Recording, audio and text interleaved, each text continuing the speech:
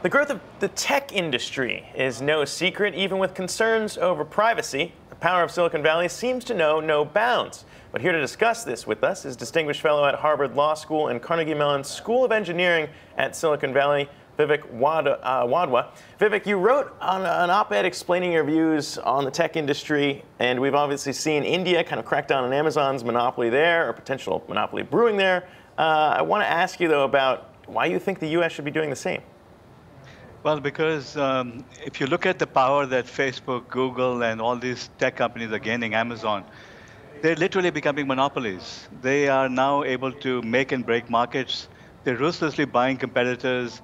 They're programming what we do, how we think. I mean, I wrote a book called Your Happiness Was Hacked, in which I walked through all the techniques that the industry does to program us, to literally steal our happiness. That's because it has monopoly powers. And monopolies are really bad for capitalism. Sure, but we also know that Google and Facebook seem to be the ad giants there in terms of issues around hyper-targeting we've seen. What do you say about the concerns around privacy? Obviously, a bunch of complaints have been raised that the U.S. is not doing enough. When you look at Europe and what they've been doing over there with GDPR, I mean, is that kind of the element that first you need to regulate some of these larger companies into submission?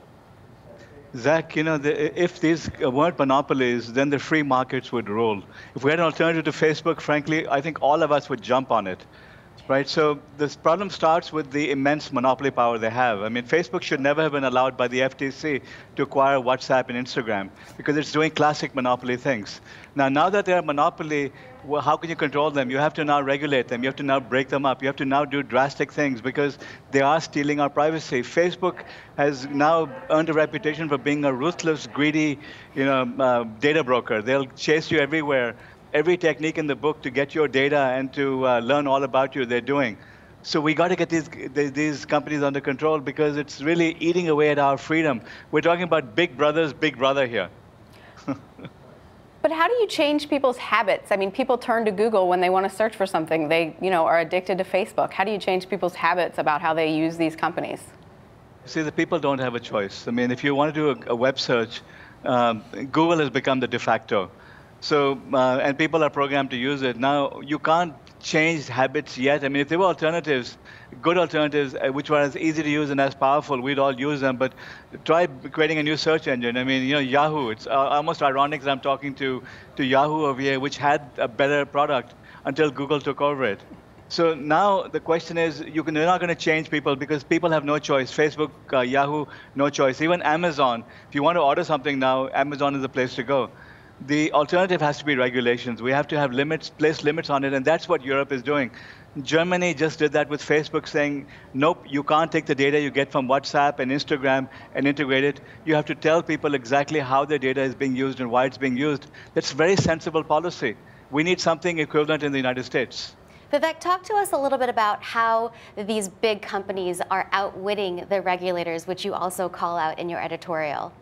Yeah, I mean, look at what happened when Zuck went to Congress. I mean, the congressmen, we were all making fun of them. All these articles we read about, the stupid questions they asked.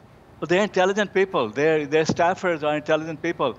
They couldn't figure it out. And Zuck was able to deceive them at every turn. More and more revelations are coming about how Facebook is doing things it said it wouldn't do. It had a settlement with the FTC that is broken. So the tech industry is able to manipulate, they're able to buy lobbyists, they're able to confuse, and they keep building their monopoly powers the way classical monopolies did. It's a new age, new monopolies. Yes. All right. Vivek Wadhwa, thank you for joining us. Appreciate it. All right, my friends. Thank you. All right.